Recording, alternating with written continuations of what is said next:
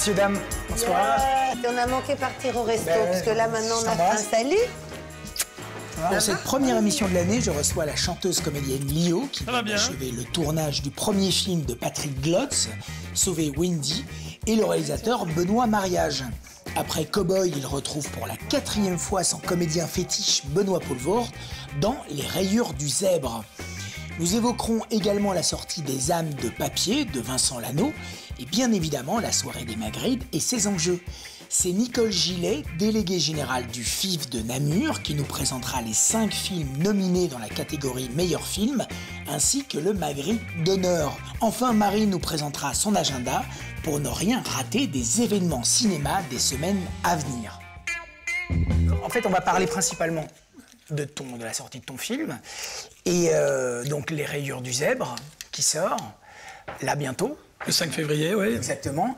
Et toi, Lio, on te reçoit pour plein de choses, mais principalement parce que tu viens de terminer... Un film belge. Sauver Wendy. Sauver Wendy, un premier film d'un monteur qui s'appelle Patrick Glotz. Bon, la bonne voix. Allez, santé. Hein. Allez, à la tienne, hop. À la tienne.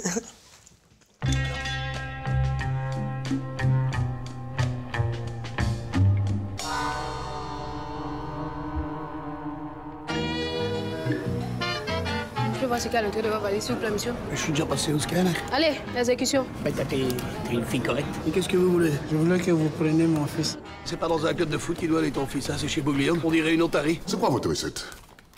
J'ai un gros nez. Donc, Les Rayures du Zèbre, c'est ton 4e film. C'est aussi ta 4e collaboration avec Benoît Poelvoort. Mais j'ai l'impression qu'en fait, avec Benoît, il y a quelque chose de très sacré qui vous unit. Et j'aimerais que tu m'expliques un petit peu comment ça se passe, en fait. Je sais pas si c'est le terme sacré. Bah, quelque part, non? Peut-être, ouais, on est d'abord très différents. C'est un peu bizarre, moi on se le dit toujours. On est à l'opposé, je pense, comme personnalité, et à la fois on est unis. Bon, le premier film, on l'a fait. On a fait le premier jour, j'ai fait mon premier court-métrage avec lui. On vient de Namur, tous les deux.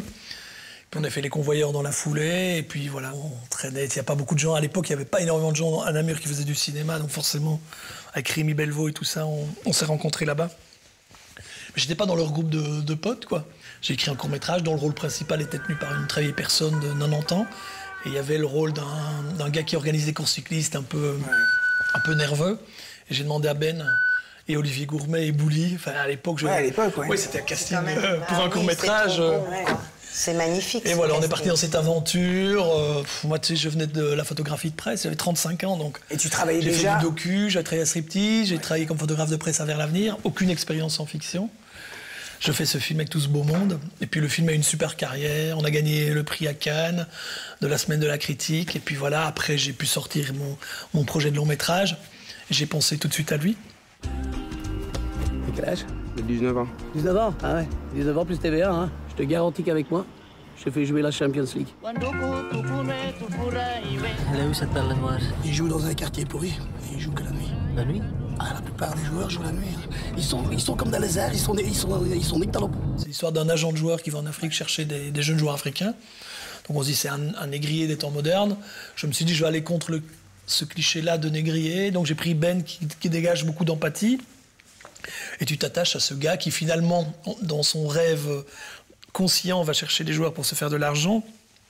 Mais dans son désir inconscient, il va chercher un fils, il va chercher l'amour parce qu'il a des aventures avec les femmes. C'est ton enfant, hein? Ouais, c'est mon fils. J'avais envie de travailler avec Marc Zinga, un jeune gars que j'avais rencontré à l'IAD parce que j'encadre des exercices. Et un jour, un élève qui m'amène un acteur black formidable, qui était belge. J'ai dit, ce mec est formidable, j'ai envie de travailler avec lui. Quoi? Tu crois pas? Si, je te crois. Mais comme il te regarde dans les yeux, toi, tu abaisses la tête, là. C'est pour ça que je demande. Et comment tu te situes, toi, aujourd'hui, Benoît, dans le cinéma belge actuel? Comment je ne pose pas la question. Tu te poses pas la question? Mais non, c'est vrai, j'ai fait beaucoup de films avec Ben, sûrement aussi parce que c'est plus facile, c'est un ami, je lui écris, je sais que j'aurai de l'argent. Il y a sûrement aussi une forme de facilité, que ça me protège. Ben est très bon aussi. Il est très bon, il est de l'avant, il répond aux journalistes, moi je suis derrière, je suis camouflé. Il sait faire ça, il y a sûrement il une le forme fait de... bien, Peut-être un manque de courage, mais c'est ma façon d'être. Je suis heureux de lui donner des bons scénarios. Je suis heureux de lui donner cette nourriture, d'avoir travaillé 8 mois pour lui. d'avoir cette facilité. Je le dirige pas, j'ouvre l'enclos, le cheval galope, on le filme. Le champion du monde de crachat de noyau est Richard Hahn, du Wisconsin. Il a exécuté un crachat de 14,71 m en 1976. Le tout, c'est de trouver le record qui nous convient le mieux. On n'est pas plus bête qu'un autre. Ce qui se ressource chez toi, vraiment beaucoup. Énormément. Ça lui fait énormément de bien. Il aime bien, parce qu'il y a du fond. Et il aime bien, je le vois dans les visions de presse, ici même, comme il y a du fond, il défend. Et puis je me surprends même, il défend des trucs. Sur le tournage, c'était compliqué. Et là, il reprend des choses, il est content. Parce que derrière, il y a toujours quelque chose intellectuellement à défendre. Et je crois que c'est le drame de Ben, quand il n'a rien à défendre intellectuellement. Lui qui a une telle intelligence, une telle vivacité d'esprit, c'est mortifère. Et une telle sensibilité, c'est mortifère. C'est pour ça qu'il ne regarde plus ses films. Il ne regarde pas les films. Ici, il ne l'a pas encore vu. Je ne sais pas s'il le regardera. Mais c'est insupportable pour lui de voir un film où il joue qui n'a pas de sens et après se confronter aux journalistes. Alors que lui a un avis sur tout. Comment ça se passe ta collaboration avec Benoît? Comment tu le diriges? Je le dirige, j'ai l'impression de très peu le diriger. Hein. Je prends l'image toujours de l'enclos où j'ouvre le truc. J'ouvre l'enclos, le cheval galope, le cheval a intégré le scénario. Mais vous parlez quand même préalablement de tout ça, ou vous discutez un peu de ce qu'il faut faire? Oui, on discute, mais peu finalement, c'est ça qui est peu. Là en plus c'était un personnage belge, donc c'est sa référence, il a étudié à Bruxelles. Le rapport à Raymond Goethals. Il y a la langue... Il a fait très bruxellois. Hein. Ouais. Il a fait très Raymond Goethals. C'est moi qui ai insisté. Ah, c'est toi qui as insisté pour qu'il fasse aussi Goethals. Il voulait pas, il me dit l'accent. Parce que c'est très Goethals. Il m'a dit, Benoît, tu vois, les films avec accent, il m'a montré des trucs. Il me dit, à un moment donné, l'accent, tu le prends, tu dois le tenir 1h30, c'est pénible. Et moi, j'ai dit, fais-le. Mais je suis assez content. Ça, j'ai pas de regret là-dessus. Après, on peut... C'était vraiment une orientation claire pour toi d'avoir Raymond Goethals? La gouaille bruxelloise, quand il parle avec des Africains un peu durement, le fait de parler avec cet accent, ça donnait... Les choses me paraissaient plus recevables. Quand Goethals dit, allez, ce Shintok et tout, mais si toi, chez Apostrophe, tu vas dire, j'ai fait un livre sur les Shintok, évidemment, Mais là, avec la gouaille, ça passe, quoi. Ça va? Vous voulez pas vous reposer un peu? Faut pas avoir peur du ballon, hein. Je t'ai demandé une tête de fils de pute. Un mec qui fonce, avec un QI, 0. J'étais chez RTL, je me suis battu pour qu'on enregistre pendant 10 ans toutes les émissions sur Raymond Goethals. On avait fait une compilation. Je dis, maintenant, tu vas un peu bosser. Mais non. Ça m'emmerde. J'ai pas envie d'être restreint. Ça va, je vais le faire. C'est Ben, quoi. Et il voulait pas. Hein. On avait l'agent de joueur était là aussi, qui les briefait. Parce que Ben ne connaît rien au foot. Hein. Donc il disait chaque fois aux joueurs, il disait un mot.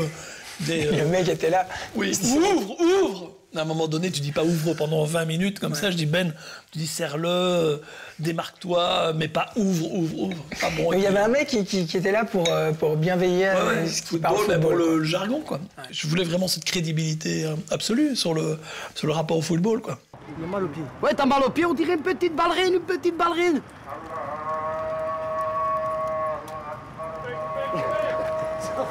Est-ce que tu te nourris encore beaucoup de ton travail de documentariste dans tes fictions? Mais ici, oui, Fabrice, là, je connaissais rien.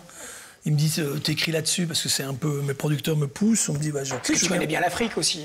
Je connais bien, non, j'ai fait... Ça fait quand même beaucoup de choses. Je connais bien l'Afrique, j'ai fait 6-7 documentaires, mais là, je suis allé, j'ai suivi ce gars, j'ai pris mon stylo, le gars... Les 80% des situations, des anecdotes du film, c'est de la compilation de... J'ai pris des notes, quoi. À un moment donné, sur un sujet pareil, la réalité, elle dépasse toute fiction, quoi. Je peux pas écrire un sujet comme ça, enfermé dans ma chambre, enfin, tu vois. Regarde, Cowboy, c'est une histoire vraie. J'étais voir les otages, en fait. Cowboy, j'ai voulu faire un film sur les otages. Les convoyeurs aussi, j'étais photographe de presse. J'ai fait les chiens écrasés, j'ai parlé des choses que j'ai vécues. Je serais incapable de faire un sujet sans documentation. Enfin, je veux dire, c'est la quintessence du travail, non? Oui, je crois. Qu'est-ce que j'ai à gagner, moi, à monter dans ton bus? C'est ici, dans cette banlieue défraîchie. Fais au moins semblant d'y croire. C'est ici, dans cette banlieue décrépie. Si je joue pas le jeu, mon film s'effondre. On y va. 5, 4, 3, 2. Vous connaissez? Pas du tout. Moi, je connais, évidemment. Enfin, j'ai un petit cadeau pour toi. C'est pas vrai? Ouais. J'ai un ami qui était très amoureux de toi. Oh. Et il t'a fait un bisou un jour. Et ce bisou a été filmé. Ah bon? Et il était très amoureux de toi. Et c'est fou, on l'a filmé. Et après ce bisou, il en était très gêné. Ah bon? Ouais. Et je me suis dit, bon, c'est quelqu'un que personne ne connaît, mais je me suis dit, ça lui fera plaisir. Peut-être il va regarder après. Je peux montrer ça? Oui, mais oui, bien sûr. C'est un vieux souvenir. Hein. Si lui, ça lui fait pas du mal. Non. Alors oui. C'est en 92, donc c'est un vieux truc, quoi. Dans 2 secondes, mais...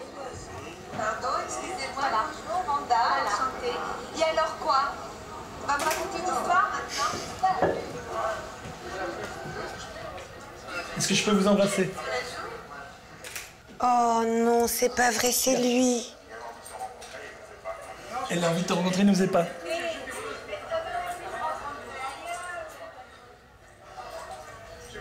Regarde, regarde.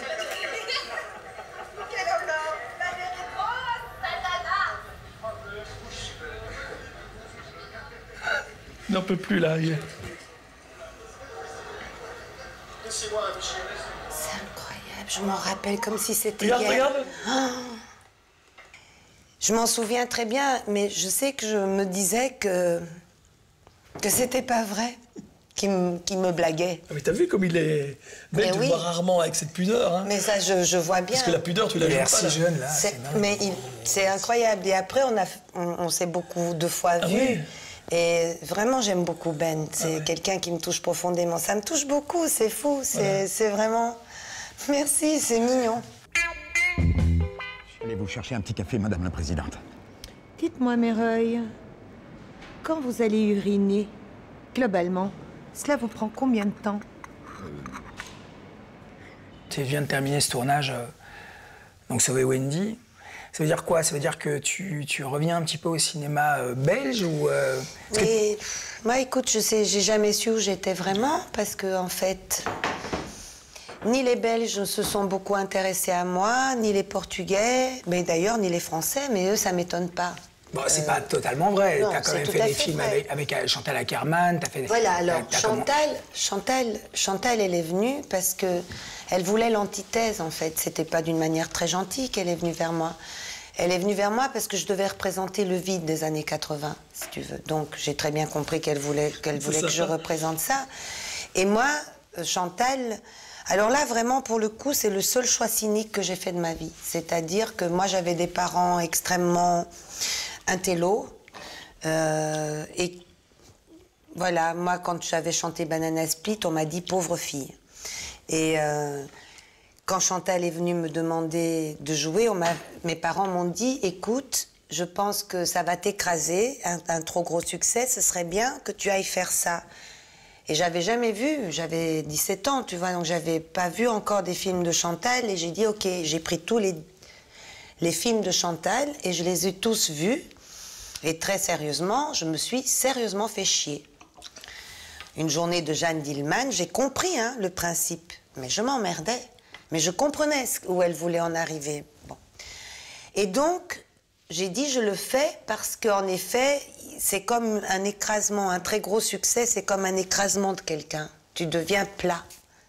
Et moi, je voulais un tout petit peu donner un spectre. Et je me suis dit que franchement, chez Chantal Akerman, on n'allait pas aller chercher Banana Split, tu vois. Mais t'as fait plein de trucs après, quand même. T'as beaucoup travaillé avec des femmes. Et après, j'ai beaucoup travaillé dans le cinéma d'auteur, mais je ne me fais aucune illusion. Je sais que c'est parce que j'avais beaucoup de succès par ailleurs. Mais tu vois, moi, sur des films d'auteur comme les budgets que Jeanne Labrune avait, ou qui étaient des budgets petits, j'étais la personne qui permettait à ce moment-là de faire le crossover, d'équilibrer. Donc je le sais très bien, je me fais pas... Franchement, je me demande toujours si j'ai le talent, ou si suffisant, ou si j'ai juste un petit peu de talent qu'on a utilisé. Je n'ai pas encore tranché la question. Est-ce que tu as des choses que t'as pas faites et que tu aurais voulu faire? Oui. Ou est-ce que tu as des rôles? Parce que moi, j'ai entendu que en fait, Becker voulait absolument que tu fasses L'été meurtrier. Absolument. Et est-ce que tu regrettes ça? Non, parce qu'elle il t'a attendu longtemps. Il m'a attendu longtemps et vraiment... Non, j'en ai un autre qui m'a attendu longtemps et même Michel Piccoli m'a appelé pour me convaincre. C'était Sale comme un... C'était Mauvais sang. Ouais. Mauvais sang, Carax, je devais faire le rôle de Binoche. Il voulait vraiment... Ben oui, mais moi j'étais avec un homme à l'époque qui trouvait que c'était le tromper que de faire du cinéma. Et moi j'étais assez naïve et bête et stupide, franchement, oui, un peu stupide à l'époque pour penser que c'était une preuve d'amour que je lui donnais. Enfin, Moi, je pense que j'étais sérieuse. C'était ou l'homme que j'aimais ou faire du cinéma. Donc pour moi, c'était très simple. J'avais 18, 19, 20 ans. On choisissait l'homme qu'on aimait.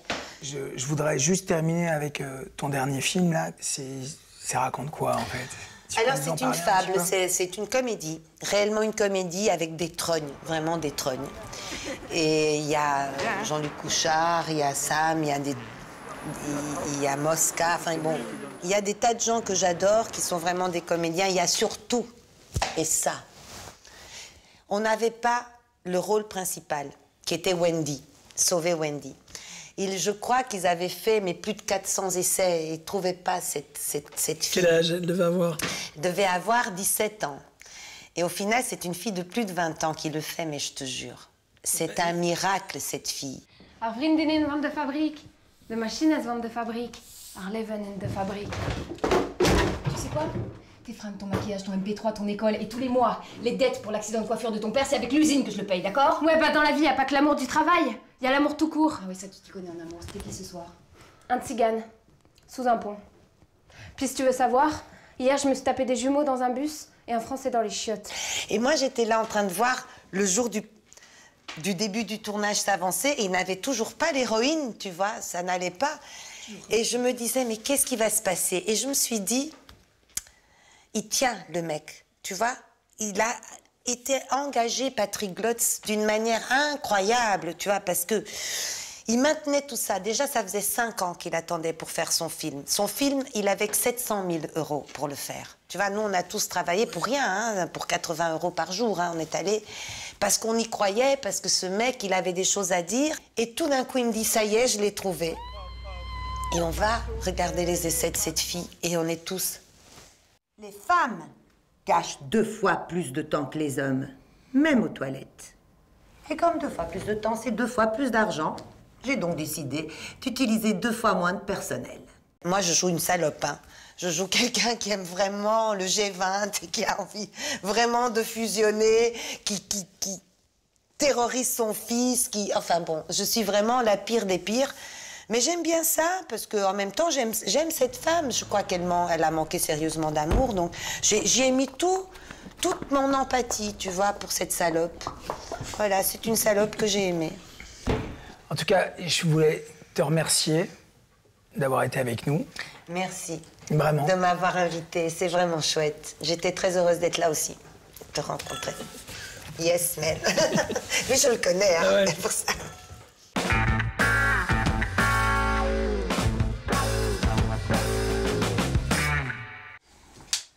Action!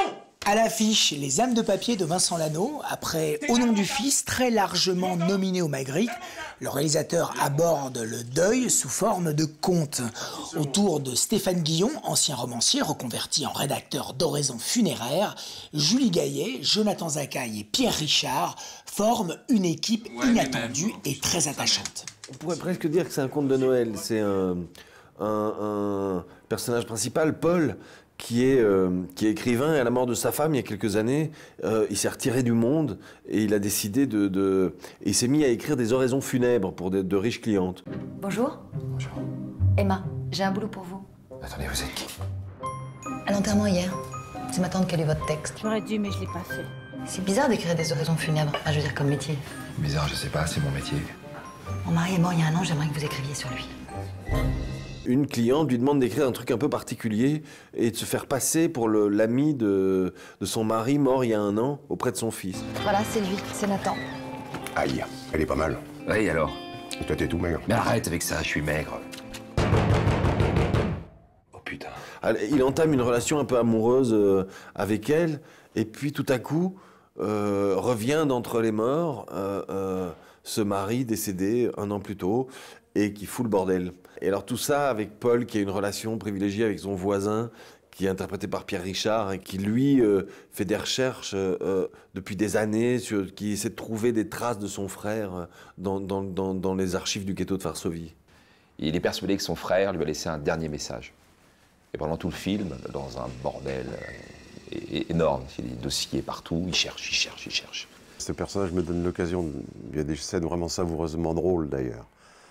et aussi d'émotion. Et c'est ça que j'aime bien, c'est qu'on passe de l'un à l'autre, de l'émotion au comique, en plus sans préavis, comme ça, d'un seul coup. Tu pourrais peut-être ralentir sur tes recherches. Et puis sur ça aussi, ça, tu vois, ça, ce serait bien. Ah, aussi. Ouais. Dis-moi plutôt si tu la revois, la petite blonde. T'excites pas avec la petite blonde, hein, c'est le boulot, ça. Et il y a une relation filiale, très tendre, entre nous, et parfois il m'agace aussi, et il m'énerve, ses tics, ses manies. Il joue un peu un père pour lui, alors en tant que père, il est morigène, il se moque de lui, il le console. C'est un acteur qui fait tout. En lecture, on s'est rendu compte à quel point, par exemple, le couple Pierre Richard, Stéphane Guillon est un couple formidable. Je pense vraiment que c'est un couple... On n'a plus vu Pierre Richard en couple avec un acteur comme ça depuis son couple avec Depardieu. Vincent Lano, le réalisateur, a pris beaucoup de choses qui n'étaient pas prévues. Il a été nous prendre plein de trucs parce qu'il s'est aperçu que le rapport était très fort. Rapport aussi dans la déconne, dans l'impro, et donc il s'est servi de tout ça, quoi. Ce que j'aime bien chez Vincent, c'est qu'il ne coupe pas à la fin d'une scène. Il nous laisse toujours un peu traîner. Ça donne lieu à donc des mini-improvisations, au fond, qui le font beaucoup rire et qui nous aiment beaucoup à faire. T'es vraiment lamentable. Tu veux que je te dise? Lamentable. Coupé. Nicole Gillet nous a rejoints. Vous connaissez ou pas? Je connais très bien Nicole. On se connaît bien, effectivement. Et je l'aime beaucoup. Est-ce que tu peux nous resituer un peu qui tu es, Nicole, s'il te plaît? Oui, donc moi je dirige le Festival du film francophone de Namur. Ça fait 20 ans que j'y travaille, 20 ans que j'aime ce festival. Et ça fait un moment aussi qu'on a collaboré, qu'on a travaillé ensemble. Et pour moi, je pense que c'est un festival aussi qui met en avant beaucoup le cinéma belge. Et c'est comme ça que Benoît a été souvent présent. Donc tu gères en fait tout ce qui concerne les invités. Et il se trouve qu'aujourd'hui, tu gères aussi les Magritte. Absolument. C'est vrai que dans le cadre du festival, je gère à la fois la programmation et l'événement. Et puis, dans le cadre des Magritte, ce que le festival apporte, c'est les contacts, c'est faire venir les personnes qui sont nominées, c'est s'assurer qu'elles soient présentes, mais c'est aussi essayer de trouver les personnalités qui vont venir remettre des prix. Donc voilà, c'est ça un peu la fonction du Festival de Namur. L'objectif des Magritte, c'est bien sûr de mettre en avant le cinéma belge vers ce public qui ne connaît peut-être pas toujours suffisamment le cinéma belge. C'est faire un événement, c'est vrai, qui est strass et paillettes, mais qui permet de montrer toute la diversité du cinéma. Est-ce que tu peux nous dire un peu plus spécifiquement ce qui va se passer cette année, cette édition? D'abord, la présidente de la cérémonie cette année-ci, c'est Émilie Dequesne. Émilie qui avait obtenu un Magritte l'année dernière pour le film de Joachim Lafosse. Donc cette année, c'est elle qui préside la cérémonie, qui va pouvoir ouvrir à côté de Fabrizio, qui lui donc est Fabrizio maître, Rongione, voilà, est maître de cérémonie. C'est la deuxième année qu'il le fait. Donc, à côté d'Émilie Dequesne, c'est aussi pouvoir faire un hommage à une personnalité emblématique du cinéma. Alors, cette fois-ci, qui n'est plus du cinéma français ou du cinéma belge. Cette année-ci, c'est Emir Kusturica. Donc, ça, c'est vrai que c'est une belle personnalité. C'est génial. C'est chouette. Parce que le film qui m'a donné envie de faire de la fiction, c'est Le Temps des Gitans. J'étais dans le documentaire et puis je me dis, c'est presque un documentaire, mais c'est génial. Puis à côté de ça, ce sont des films importants, c'est de montrer cette diversité. Quels sont les films nominés cette année? 5 films nominés, c'est par exemple Ernest et Célestine de Patard, Aubier et Renner, donc une animation, un docu-fiction, tu parlais de documentaire, c'est le film de Marc-Henri Wagenberg, Kinshasa Kids. C'est Tango libre de Frédéric Fontaine, c'est Le monde nous appartient de Stéphane Strecker, c'est Au nom du fils de Vincent Lano. 5 films très différents qui montrent vraiment cette richesse du cinéma belge, qui montrent aussi qu'on a des personnalités fortes, des films très différents, des comédiens aussi dans ces films qui sont fabuleux. Mais Kusturica, c'est une super surprise, c'est magnifique. C'est une belle nouvelle déjà. Ça, je vais très heureux de le voir. Ouais. Donc tu seras là? Ben oui, je serai là. Super, très bien. Je viens pas tout le temps, mais j'aime bien y aller et je fais la fête quand j'y vais. Et je serai très heureux de le voir.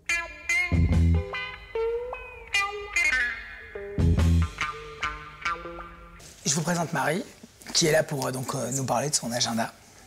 Bonsoir Marie. Agenda des actualités de ce mois de février. Bien sûr, l'actualité, c'est les Magritte. Mais il n'y a pas que ça. Le Festival international du film d'amour de Mons fête son 30e anniversaire, du 14 au 21 février. Patrice Lecomte sera présent en ouverture pour présenter son nouveau film La Promesse. Ce sera aussi l'occasion de redécouvrir des films belges, ou de les redécouvrir. La tendresse, notamment, de Marion Ancel, qu'on avait reçu il y a quelques semaines avec Olivier Gourmet. Fin février, c'est la 33e édition du festival du film d'animation Anima. J'imagine que vous le connaissez bien, il connaît un gros succès. Il aura lieu à Bruxelles, mais aussi à Liège, à Mons, à Namur, à Charleroi et dans quelques grosses villes flamandes. On en reparlera bien sûr puisqu'il débute le 28 février, mais la grande nouvelle, c'est que Le vent se lève, c'est le nouveau film de Hayao Miyazaki, ouvre le festival. Même la bande-annonce de ce film est époustouflante. Le reste de la programmation sera accessible sur le site à partir du 5 février. Et il est vivement conseillé d'acheter ses places à l'avance, parce que le festival connaît un gros succès. Et ce sera possible à partir du 10 février sur le site internet. Puis je termine par une info de taille, info casting. Jacob Van Dormel cherche une jeune fille entre 10 et 14 ans pour jouer le premier rôle de son prochain long métrage. Le tournage aura lieu l'été prochain. Et vous retrouverez toutes les infos sur le site de notre partenaire Cinévox. Voilà, je pense qu'on a fait la... Et début mars, Festival de Moustier. Festival du cinéma belge. Festival du cinéma belge, il y aura peut-être une émission entre, mais voilà. C'est Cannes, mais c'est plus facile de se garer. Merci Marie, merci Nicole, merci Benoît. Merci Fabrice. Merci. Je vous rappelle juste que la cérémonie des Magritte a lieu le 1er février à partir de 20h en clair sur BTV. Et j'ajoute que cette émission est visible sur le site de BTV et sur le site de Cinévox, notre partenaire. En vous remerciant et à la prochaine. Merci, à très bientôt.